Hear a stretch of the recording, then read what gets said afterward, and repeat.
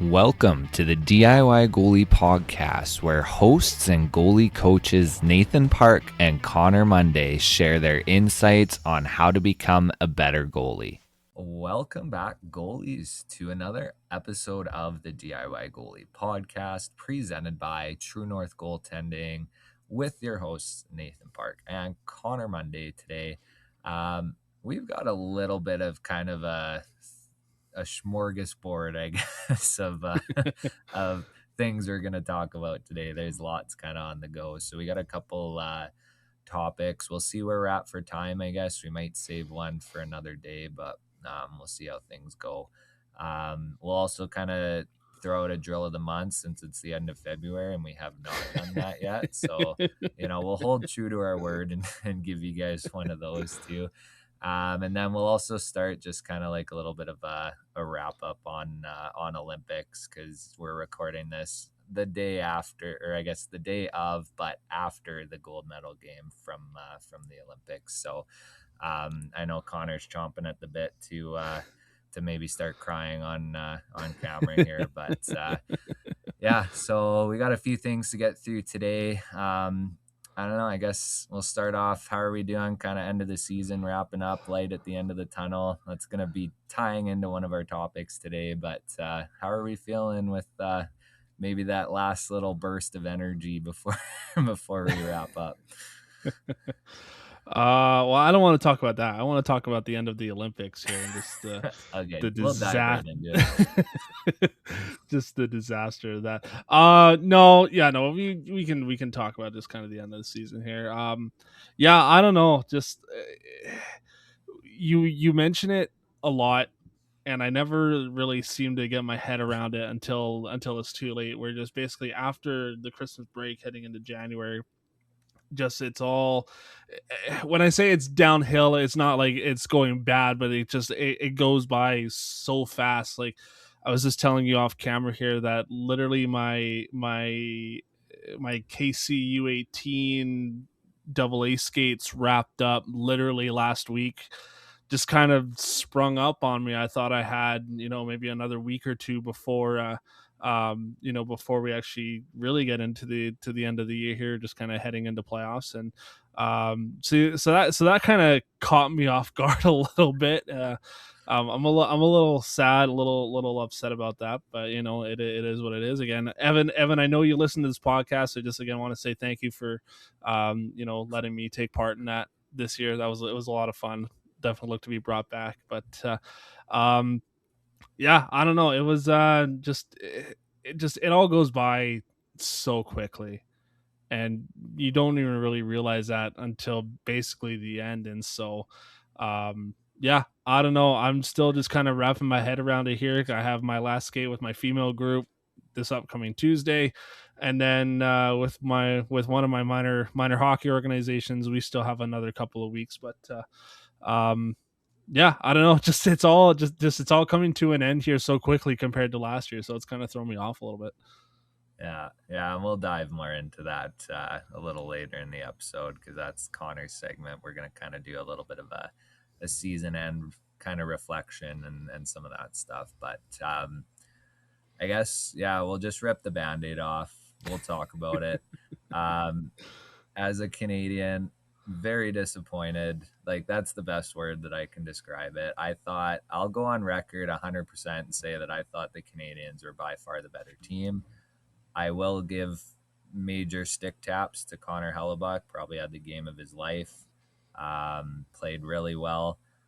I know he's a very polarizing character, but I thought overall Binnington did what he had to do. I know Connor isn't a huge fan of him, but he gave them a chance. That's kind of all he needs to do. I'm not a huge fan of his approach of flying 10 feet out of the net in the half butterfly, but it does work for him, I guess, when it comes to these sorts of games. I mean, he kind of got beat in that overtime goal because of it, but he also made a couple really good saves both in overtime and in regulation over the last couple games in the Olympic tournament there. But yeah, a lot of good hockey to watch. Um, I don't think my boss listens to this, but watched a few games at work. Not only just the Canadian games, but it was kind of fun to watch some of the other teams and countries that were participating. One thing I really like about the international stage is kind of some of the hidden gems that get a chance to really showcase themselves and kind of make names for themselves. I mean, we've seen it in previous years with a lot of Latvian goalies in the Olympics this year. It was kind of, the Clara and I don't even know how to say the guy's name, Halavai, the Yeah. Slovak goalie. Both of them I thought did pretty good. Who I thought actually had a really solid tournament was Jacob Markstrom. It was kind of Philip Gustafson's net to run with. He kind of dropped the ball a little bit. Markstrom took over, and I thought he was solid. That game against the States, heartbreaker for them that's a quarterfinal game that they're playing Yeah. against the States. And it would have been nice to see them pull that one off. I thought he played really well. But yeah, I do think Canada was the best team there. I guess a hat tip to the Americans for finding a way, but realistically, that one's all in Hellebuck's court, in my opinion. And that combined with the fact that the Canadians, for some reason, forgot how to score. Uh, but now we get to sit here and listen to it for the next 4 years, even though, Yeah. I don't know how deserved it was. But I'm also one that, because of this very reason, I don't like to chirp the other side too much. So we'll we'll leave it at that, because I don't want any chirps coming back my way if things don't go my way. So I kind of like to keep my mouth shut ahead of time. Fair. But no, I thought it was a lot of good hockey, a lot of good goaltending, and was a fun kind of week and a half there. And now it's almost back to reality. And I think the NHL games aren't really going to seem like they have quite the same energy. It'll kind of be like the post Four Nations lull last year. Yeah.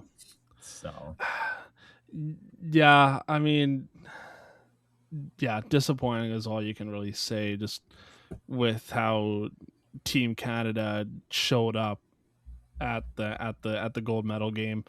Um I honestly wonder if Pete DeBoer was in John Cooper's ear and was like, "Don't play this Logan Thompson guy." like, well, I don't know. Thompson. I didn't necessarily like the way that Bennington played the last couple of games leading up to the gold medal game. I definitely think that maybe Logan Thompson should have maybe gotten another look, because he only got the one game against what was it? No, not Slovakia. Wasn't France. I might no, have been Czechia.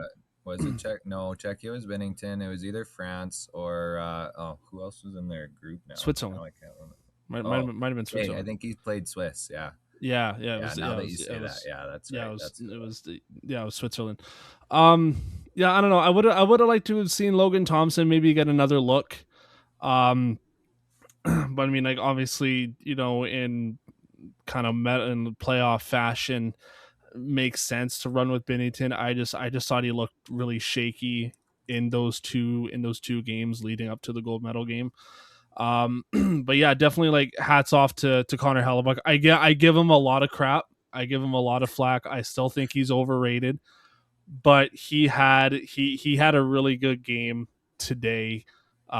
He had a lot on the line for him, and I think for him, like, he had something to prove compared to last year with the Four Nations Cup loss, and everybody was saying how he's a choke artist of a goaltender in big game moments. And so I think having you know just kind of the game that he had, I think, silenced a lot of people, and hopefully that reflects back to his play with Winnipeg, and maybe he can turn it around a little bit with Winnipeg. But yeah, and then now we have to hear about it from the Americans for the next 4 years. So that's going to be the tough part, and I don't know how to feel about it. I'll try to keep politics out of here, but just with the political climate being what it is, and just, I think this maybe amplifies it a little bit.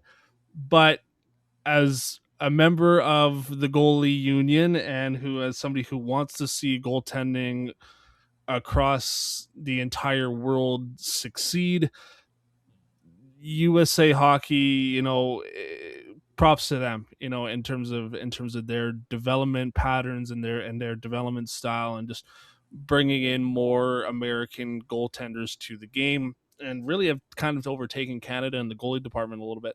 Um, the results show right there, and so I think as much as we like to criticize Hockey Alberta, Hockey Canada here, I think that we need to step up in that department. But I don't know, just it sucks. It's a little bit of a glum day today. I mean, even on the women's side too. I don't know if you've had a chance to watch a women's hockey at all, but even I felt, I thought both teams, both Team Canada teams, both teams had really good rosters. I just don't think that they were constructed enough well to win. It just seems that both groups just kind of had that, I don't know, just were a little lackluster in some areas. And I mean, I wasn't exactly happy with Anne Renee Desbiens playing in the gold medal game of that. One, I thought Emmons Mashmeyer's net was more deserving, but I don't know. It is what it is. Sorry.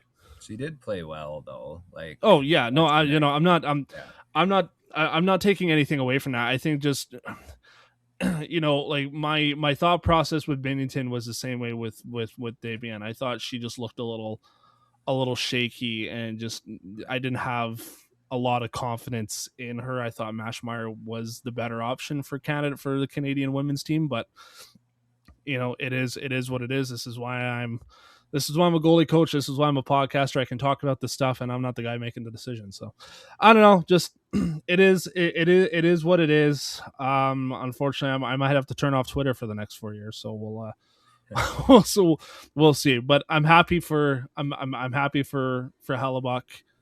As much as, again, like I said, as much as I give him crap, but yeah, I don't know. I think just in terms of Hockey Canada and Canadian goaltending, just kind of where do we go from here? Like what do we do to be back on top? And we've had that discussion before, but yeah, yeah.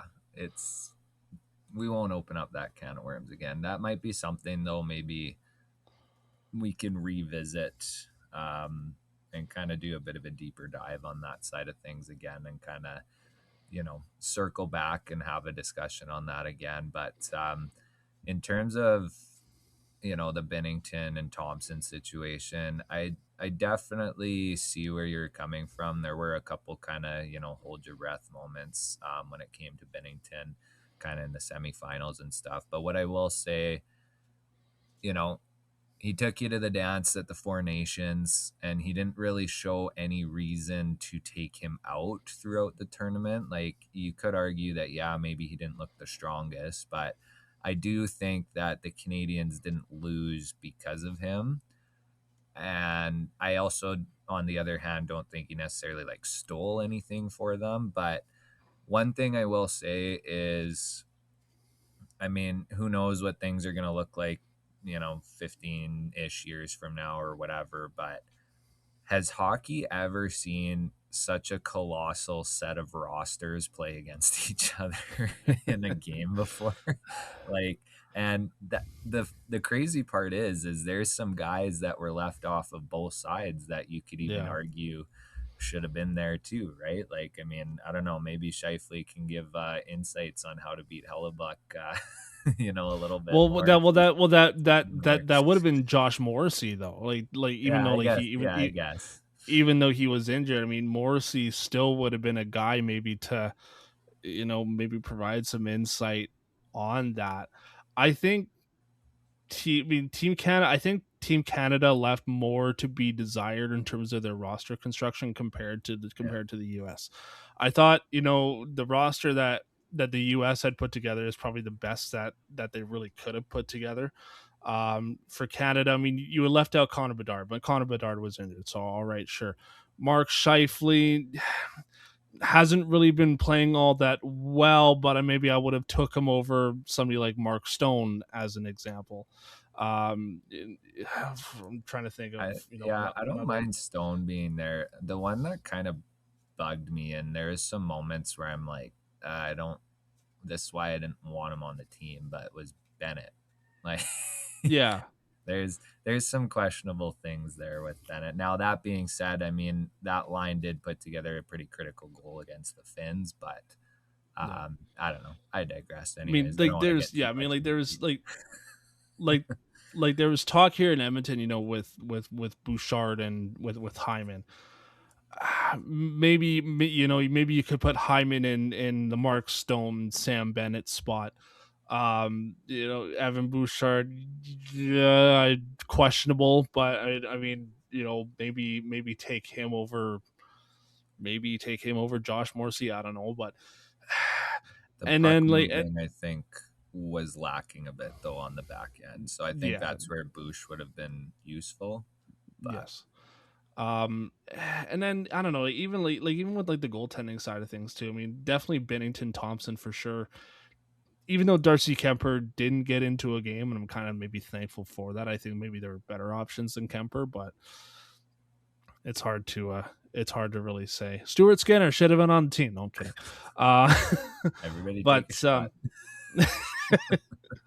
yeah, I don't know. Yeah, I don't know. I definitely think Canada left a lot more to be desired. Um, but if you can imagine, maybe Sidney Crosby pushes out another 4 years of playing, which would be nice. You get Crosby, McDavid, Celebrini, Bedard all together, right? Schaefer. Maybe even have Matthew Schaefer as well too, right? So Yeah. I don't know. I mean, it's kind of that same talk with the World Juniors both this past year and the year prior, where Team Canada had left off a lot of good young players that they should have brought together, but they didn't. So I don't know. Yeah. It is what it is. It's definitely hard to say right now compared to like the 2014 2010 team where you had guys like Jonathan Taves, Duncan Keith, PK Subban, Scott Niedermayer, Martin Brodeur, Roberto Luongo. A lot of really big Canadian names, and then nowadays it's like maybe like Hagel was on the team. That's, I mean, good for him, I guess. Mark Stone, same deal. Nobody really exciting or outstanding. Yeah, I don't know. Celebrini's a stud. I'll say that. He came to play. Yeah, And no, he did absolutely. that duo of McDavid and Celebrini was a lot of fun to watch. But I know. I wish. Sorry, yeah, I didn't like McDavid. I hated McDavid's line when they initially had it. It was Celebrini, McDavid, Wilson. I thought that yeah. I like that. I don't that was just a bad line. I mean, when they eventually put McKinnon up there, I thought that maybe was a little bit better, but I don't know. I wasn't a fan of McDavid's line combo, so What would you think if it was Celebrini, McDavid, and Hyman? I think that would have been better, honestly. Hyman net front presence. Celebrini works off the half wall. McDavid rushes that puck into the zone, and is able to move it around and be able to find passing options. I thought maybe Yeah. that would have been better. Well, a lot of shoulda, coulda, wouldas. I mean, Yeah, McKinnon hits that empty net. That's a whole different ball game. Where if Hellebuck doesn't get his paddle on it or whatever. But anyways, yeah. that's how it goes. We could sit here going round and round all day, Oh, but definitely. we'll I do. oh, Sorry. I do want to ask you this, just because we are on the subject of the Olympics, not just Olympic hockey. If you had an opportunity to participate in any other Olympic event, what would be the one that you would do? I don't know. I've always wanted to and this is probably the only sport that I think, if I really wanted to, I could get into it, but I've always wanted to play like curling at a high level. Like that's kind of one that's I've done it a little bit and it's a lot of fun to play. Um but also kind of watching some of the like the freestyle half pipe or the free ski or whatever, where, those guys are going down and just going back and forth, flipping around and stuff. That looks like a lot of fun. I don't really like, though, like the sports or events or whatever you want to call them that are like judged. Like, I like an outcome, I guess, like, Yeah, where you can get a score or whatever, like an actual like goal or whatever the case is. Um, But I also think speed skating's an interesting one too. Like those guys can fly, and it's a lot harder than it looks. And those skates are ridiculous, like just how Yeah. big they are and all Those that. like those blades are sharp too. Like Yeah, they are yeah, incredibly sharp. I would say for me, I mean, yeah, curling, and I've done curling as a phys ed topic in school. Um, yeah, speed skating is another one, but I was also thinking like I don't know, bobsled or luge or you know yeah. just something along those lines too. I thought. You want I to mean, like hop into it? I'm not a thrill seeker by any means, but just I remember like I remember specifically when the 2010 Olympics in Vancouver, like that was like the very first time I really paid attention to the Olympics, and ever since then. And I don't know, just something about bobsledding or the luge or skeleton or just something in that realm. I don't know, just interesting to me. So Yeah, those tracks are crazy. Like you don't realize how 90-degree yeah, those ice tracks are until you actually see them. But yeah, no, there's a lot of fun things going on. I don't know. I'll give mad props to the cross country skiers. Like my God, that would just kill the legs. But no, I think you know, fun week and a half, kind of back to reality a little bit, I guess yeah, here. But yeah. yeah, no, I guess we can kind of work through into the drill of the month now, and kind of go from there. I don't know. I don't really have much more to add to the Olympic side of things. So Fair enough. Yeah, so yeah, let's jump into drill of the month here. Sorry about bringing this in like basically at the end of the month. Obviously in the very first episode of the month I said that I might put it in. Obviously I didn't. So we are now here at the end of the month with the drill of the month presented by True North Goaltending. It is the line walk option with loam to slot pass. In the last couple of sessions that I've been working with our minor hockey organizations and even with my U18 double A team as well, we've been talking a lot about screens and backdoor passes and just working real and tight in our crease here. And this is one of those drills that almost simulates very perfectly an actual play that would develop in our own end. So here's how it works. So the goaltender will start on their post with pucks in the corner. X1 makes a pass up to X2, who will then walk basically to the walk towards the middle of the ice and a kind of walk in for shot. X2 will kind of follow as well, serving as a backdoor option. X2 can either take a shot or they can make a pass over to X1 as a backdoor read. From there, X1 will then regroup and pick up a pass as X2 makes his way down and then kind of ends up in that hash mark ish area on the opposite side, where X1 will make a pass to X2, and then X2 will take a shot, and then the rebound will essentially play off from there. Here's what the actual description says, because mine was absolutely terrible. Goalie starts on the post with pucks in the corner. X1 passes up to X2, then attacks the net. Goalie pushes up to X2. X2 walks the line. Goalie makes small adjustments with X2. X2 can either make a shot pass to X1 or to deflect from the side of the net, or they can shoot on net for a quick rebound. Goalie then resets the post. X1 circles back to corner and picks up another puck. X2 will then drive low into the slot backdoor area. X1 makes a pass to X2 for a quick shot. Goalie must get across, preferably on feet if possible, to beat the pass and then play out the rebound. For added difficulty, the second shot can add the option for X1 to drive the net for a shot or stuff, as well as a backdoor pass. So a lot of different options there. Key points in this one is the awareness of threats, and making sure that we're scanning the play around us. Proper rotations before any movements. Use the head to find where to push. Then rotate body and hard push across. Getting set, i.e., beating the pass, making sure that there's a hard stop at the end of the push, or making sure that we catch our edge if you are going to do that butterfly slide. Catch the edge and drop the knee down almost immediately. Small adjustments to a deflection. Do not overslide into the save. Again, this is one of those drills, where it almost perfectly simulates a play that would happen into the end. I mean, again, we watched the Olympics here, almost basically captured that entirely. We know where McDavid would send a pass up to the D-man would kind of walk towards the middle, and then somebody, Celebrini, McKinnon, McDavid, whoever, would be setting up in that backdoor spot area. And then same idea again, where you have McDavid pick up that puck from the corner and then try to feed that puck through the slot to the opposite side of the ice. Obviously, our shot in this instance here's where the hash marks is. So it's almost a picture perfect play of would almost exactly happen in a game setting. And just with the goaltending side of things, this is one where precision really plays into it here. Especially when we're talking about those backdoor passes. I had a few good arguments, with goaltenders where they were like, "Oh, I got to get back to my post." It's like, well, not necessarily true, because if you get so worried about, getting back to your post, you're essentially selling yourself short. So we want to end up essentially in that kind of that space, in front of the post, not exactly behind it.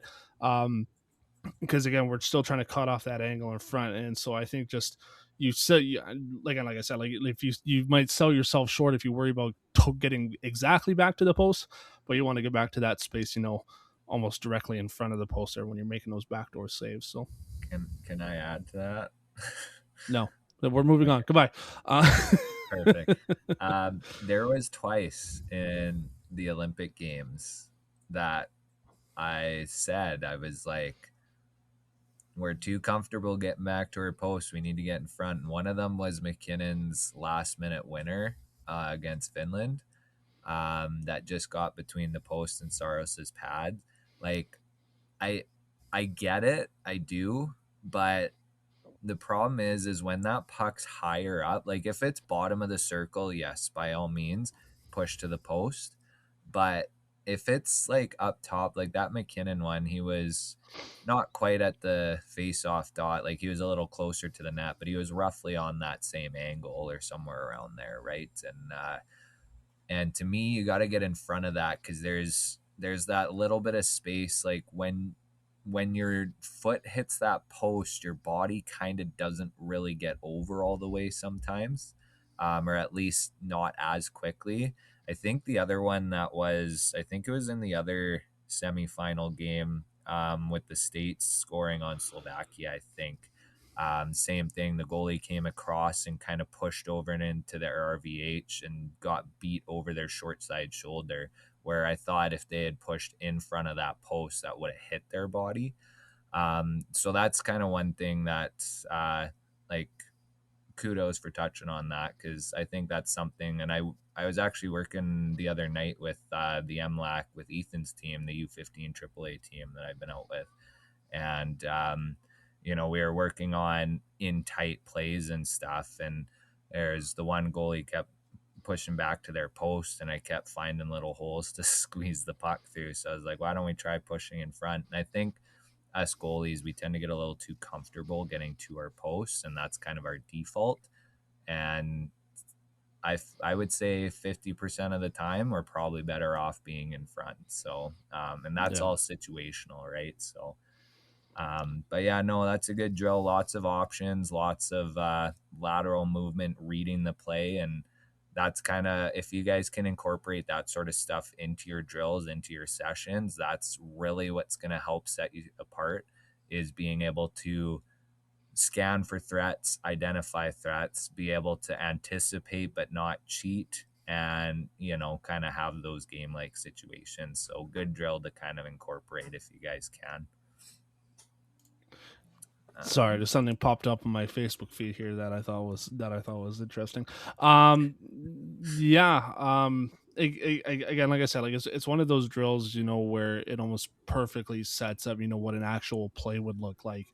And then talking about the back to our post situation, I find that a lot of goalies, like you said, like they get comfortable, and that's and just because that's what they're always taught. Oh, get back to your post, get back to your post, get back to your post. But we don't exactly think about that from a I know from a practicality perspective, right? It's like when we say get back to your post, we don't exactly mean, get back to your post. You want to get back to, that your post is your reference point, but it's not exactly the, you know, the end position, the end point of where we want you to be in your movement. It's the same deal, with moving across your crease, point to point. A lot of times goalies, will slide across thinking that they're faster. Well, no, get over on your feet, or they'll slide across ending in their butterfly because they think like, oh, like that's the position that I got to be in. It's like, well, no, like if you get proper rotation, you get a proper look across, and you get a proper push, and you end up on your feet, you actually have a better chance of making the save rather than turning or looking, turning, rotating, sliding, and then potentially getting beat, and then now you've taken yourself out of the play, right? Because you don't have any edges to work with, and a lot of your power and your movements comes from your feet, right? So it's just, I don't know. Hockey IQ is the way that I'll end that. There is no, not even hockey IQ. Goalie IQ is what I'll use. Actually, there's a little lackluster in some of those spots. So I think that's something to consider as well. Especially we got to pay attention to what's going on around us. Yeah. Last thing I'll say on that is there is also a difference to getting to your post flat, kind of in like an RVH, but not on your goal line. And there's a difference between getting to your post where your foot, like you're in a regular butterfly and your foot hits the post, but your body's in front. So that's another thing too to think of. If you're getting back to your post, are we getting there in kind of an RVH position because that puck's low in the zone, or am I getting there getting my foot to the post but my body's in front of the post, kind of just in a regular butterfly because it's a little higher, or even higher in the zone still, am I just clearing that post altogether? So Yeah. that's something to think of, food for thought for you guys today.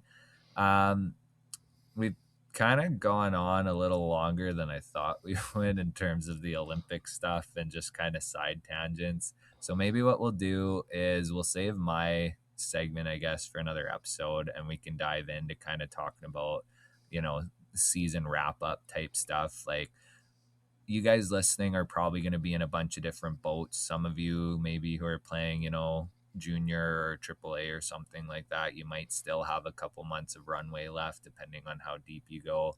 There's some teams that are already done and like have wrapped up, whether this past weekend or weekend before or something like that. Like I know for us, like our oldest, he's in his first spring hockey practice with his team tonight. So that stuff's already starting up. So yeah, we'll get into kind of what you wanted to talk about with the season end, and we can kind of talk about, reflecting on your season and kind of what to do as we wind up here. Yeah, well, I mean, like I said, like the end of this season this year has just kind of sprung up on me a little bit. I thought I still had a little bit of time left, in terms of accomplishing what I wanted to accomplish with certain groups, or even just thinking that that the season maybe runs on a little bit longer than I had thought. Um, I wanted to just kind of touch on just reflecting on confidence. In terms of, you know, did I as a coach and did you as a goalie, accomplish the goals and the stuff that you wanted to accomplish this year? Did you feel good about the year that you had this year, despite what your personal stats were, despite what the record of your team was and how successful you were in playoffs? Just you as an individual, in terms of your play, your development, your progression, how did you guys feel at the end of the year this year? For me personally, talking from a coach's perspective, like I said, I kind of unbeknownst to me, last Thursday was my last practice with my U18 AA team. And so I had to kind of pivot and be like, hey, well, now we got to be in a position where, um, you know, where I'm doing everything that I can make you guys feel good, to help you guys succeed, towards the end of the year. So we talked about, going back to basics, and tracking and proper rotations and movement and all that stuff. As I look back on the end of the year this year with my group, mind you, I still have a few more skates left with some other groups. I don't know if I'm totally happy, with how things ended this year. I thought I had some skates that were better than others. I thought I had some sessions, that were better than others. I thought in terms of how I delivered, the stuff that I had wanted to teach and had what I had wanted to bring forth to the table for some goalies were better than others. And I thought that, I had hit the nail on the head with some points versus others. From a goaltending side of things, you guys have to think about, did I get better this year despite, whatever your personal stats were? Did you get better at skating this year? Did you get better at your movements? Did you get better at your rotations? Were you happy with the level that you played at this year? Was the level that you played at, whether that be, double A, triple A, tier 1, 2, 3, whatever, was that the level that, you were expecting it to be like this year? Or was it something totally different? Or maybe was it something that you weren't expecting, and so you had to change on the fly in terms of how you approached coming to the team? Same thing, with the junior A standpoint or the junior standpoint as well. Was playing at junior ABC, the everything that you expected it to be, or were there things that you had to change on the fly? So as some of us, Nathan's kid in particular, is heading into spring hockey this year, take a few moments just to, think about the end of your winter season, the end of, what most of us would consider regular hockey season, and think about, did you get done? Did you accomplish what you'd wanted to this year? Were you happy with your personal development this year, both as a goalie, as a person, um, and what can you do to improve on that next year, if anything? I know for myself, developing practice plans, this year was a lot more challenging than normal because I don't usually do that a whole lot. Even going through video this year, this year in particular was like the very first time where I really had to pay attention to game tape, and I hate going through game tape. And so I just having to figure that out as well and try to do that in a timely manner so then I could relay my thoughts and you know bring the information that I'd wanted to bring information to my goals before we stepped out on the ice. So a lot of learning curves for me this year, and taking more of a role as a head instructor than I normally do with True North. But I mean, all in all, I would say for me it was a good year. Am I totally happy with it? No. Am I totally upset about it? No. So it's just a matter of, how do you guys feel at the end of your year? Good, bad, so. Yeah, the I feel like the coaching side of things probably has just as much, if not more, development as the playing side of things. But yeah, I will say on the coaching side, man, September to December is usually a grind. Yeah. And then January to March is usually like, oh, we're done. Like that was quick. But what I will say is what I think is really important for you guys as your seasons wrap up. Um, do take some time to reflect, but reflect on both sides, both the positives and the negatives. So think of the things that worked well for you and think of what you're really proud of and what you accomplished. And then also think of some of the things that you think didn't work so well or that you'd like to improve on. Because now is the time, while some of like this season is fresh in your mind, to start figuring out a bit of a plan moving forward into next season, how you want to develop, how you want to, I guess, like, approach next season in terms of a development plan on ice and off ice. How you want to, like, what are the things you want to identify that you want to get better at? What are the things that you think you're really good at and just kind of want to maintain more so? But that's going to be a kind of a real important point right now, I think. The other thing too is start figuring out your off season. So take a break, kind of step away from the game for at least a little bit, even if it's 2 weeks or something like that. Like, it depends on what level you guys are at. But even just a kind of 2 week vacation, right? It's the same as a regular job kind of thing. If you can get away for a little bit, not think about it, just kind of have that reset, helps to avoid burnout, and kind of helps develop that love for the game again.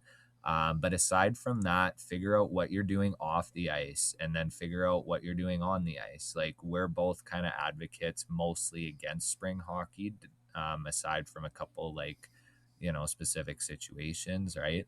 But, if you are going into spring hockey, what does that look like? Are you getting goalie development? Is it a 3-on-3 league just for fun and to kind of do some, in tight battles and stuff like that?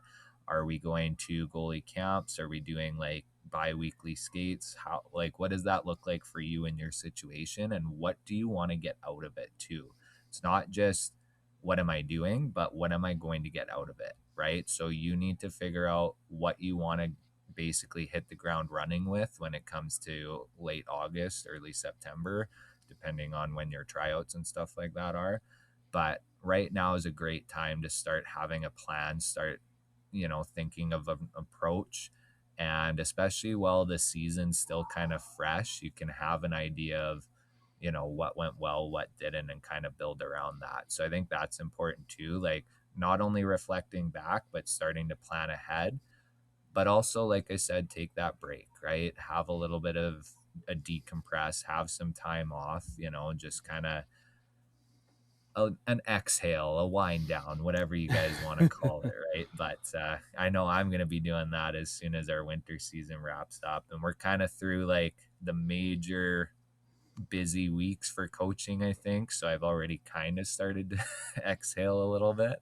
But yeah, it's definitely kind of nice. The days are getting longer, weather's getting warmer to an extent. And, you know, give yourself props for what you did this season and then take that and make a plan for how you want to continue to develop. Yeah. Yeah, definitely. I know that once March 9th hits, which is, my last skate with my minor hockey organization, it's going to be, well, poop. Now what do I do? Yeah. Like, Crack a now couple what do I cold do ones until, and yeah, I do. I did have buddy of mine, guy by the name of Sean Grams, reach out to me. He's actually a buddy with Nate, with Mario as well. He had reached out to me asking me to MC the his my minor hockey organization's spring tournament skills competition thing. So gonna get to do that. Um, yeah, Nathan's kind of touched on it already. Just with take a few moments, chill out, you know, worry about, other things than hockey, but just understand, that everything you did this year will translate to next year, and, be proud of, the work that you guys had put into this year, the ups and the downs, that came with the season, the wins, the losses, the celebrations, the heartache, everything with that. And then depending on where you guys are going into, with the off season, whether it's spring, summer hockey, maybe you're going to go play a different sport, maybe you're playing a different sport for the first time this year, doing something other than hockey, or you're going for lake trips, or trips overseas, or whatever that may look like. Just enjoy that. Try not to worry about hockey so much, because it's going to be there when you guys come back. But just definitely just take a few minutes for sure, just to to reflect, recap. We always talk about journaling. At the end of your journal for this year, just note what you liked about the season, what you didn't like about the season, what you thought you did well at, what you thought you didn't do well at. Just kind of your thoughts in general, just on the season, and then just kind of what your goals are for next year, if any. Is it to stay in the same level as you did this year? Is it to advance to the next level? Is it to go play hockey overseas? Is it to go play hockey in the States or in Canada or, you know, Australia? I think is where we had a lot of our listenership coming from Yeah, here for a little lately bit. it's So, been Brazil, or I guess oh, South Brazil, America yeah, in general. Yeah, Yeah, we've South got a lot America. of South They Americans Yeah, lately. there you go. So shout out to you guys. Maybe go coach or play in South America for a little bit. I don't know, Yeah. right? So, We might um, need to learn Spanish and start spinning out Spanish episodes. So. true Espanol goaltending. Yeah. Yeah, I don't know. That was basically just what I wanted to bring to this year because I was thinking about it, especially at the end of last week Thursday when I found out that it was my last skate with my U18 AA team.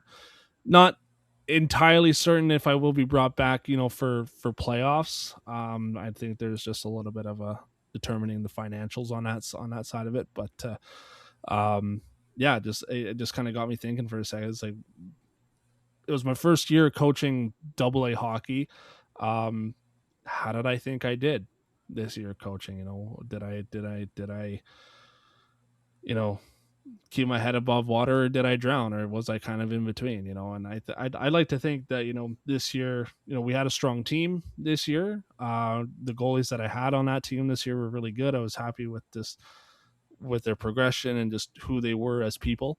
And again, like I said, thank you to Evan for setting that up. But it was definitely I don't know, like a learning curve for me this year in terms of you know getting back into coaching minor hockey and after coaching outlaw hockey for a little bit and being away from it last year in particular. um it was a lot of fun. Definitely would love to be brought back. And I definitely fell on my face a few times in this year, and hopefully looking to do better next year. You shouldn't be saying that when your boss is on the podcast. No. I Yeah, no. I have tenure here. I'm fine.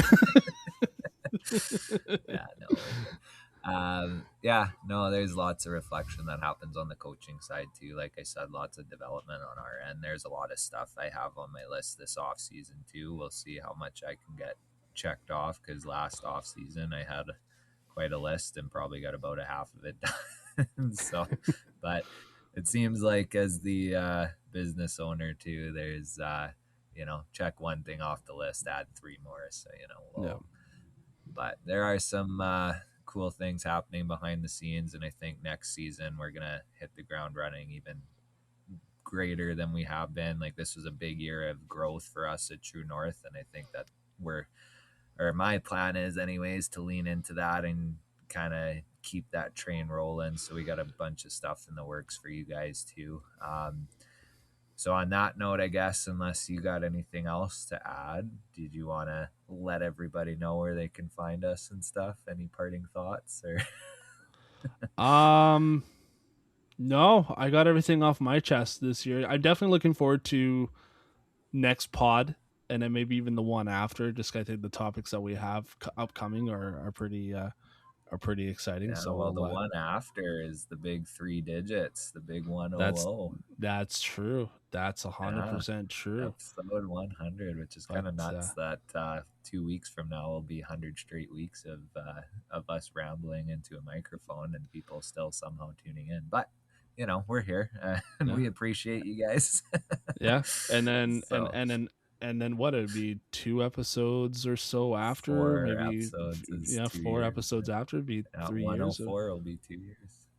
Yeah, see, there we go. That's what I was looking at. It'll be 2 years of the DIY Goalie Podcast presented by True North Goaltending. What a segue.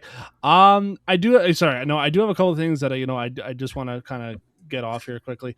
I did finally finish the vlog that I was talking about. So I've sent that to Nathan. I'm waiting on his approval for that. It was definitely seen a second of it yet, but I believe that added it to the list. won't be dealt with until July.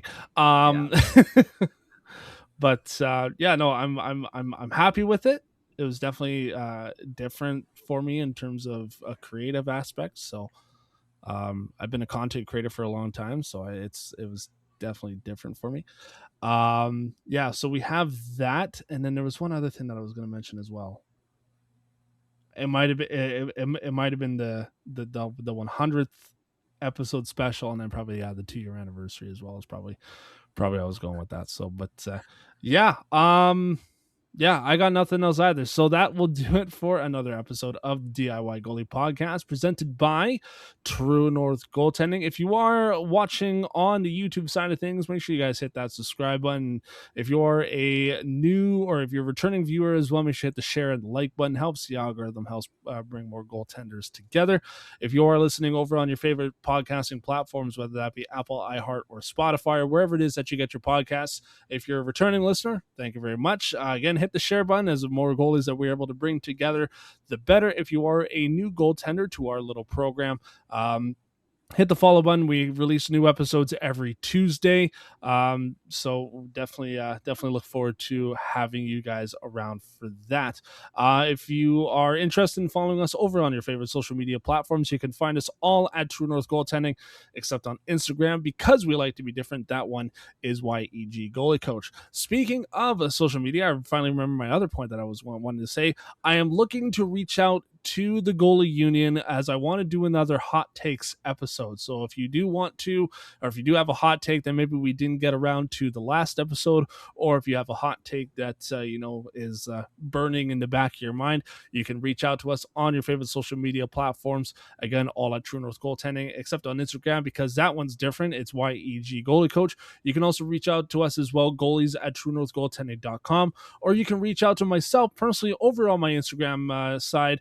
That one is Monday GC. Nice little segue there again. You guys can go check us out, truenorthgoaltending.com, as we still have camp bookings available for all of the different camps that we do have going on for the summertime this year. We have a introductory kind of to goaltending skate.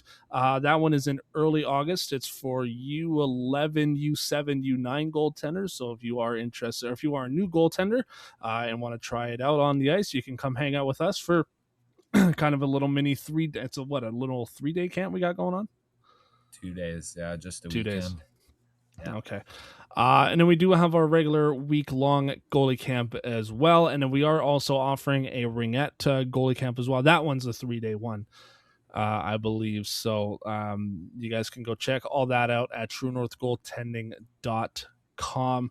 Our website is all changing again as well, because Nathan just can't sit still for 5 minutes. So so expect the changes to the website here sometime soon, whenever Nathan's able to get that done. So don't hold your breath a whole lot on that. Well, hey, this time I hired somebody to do it, so it's not just me doing it. We're doing it properly this time. There you go. Yeah, I got nothing else, I don't think so, unless you have anything, Nathan. Parting shots? No, I'm good. There we go. On behalf of myself and Nathan Park, this has been the DIY Goalie Podcast presented by True North Goaltending. Make some saves, goalies. We'll see you guys next time. Take care.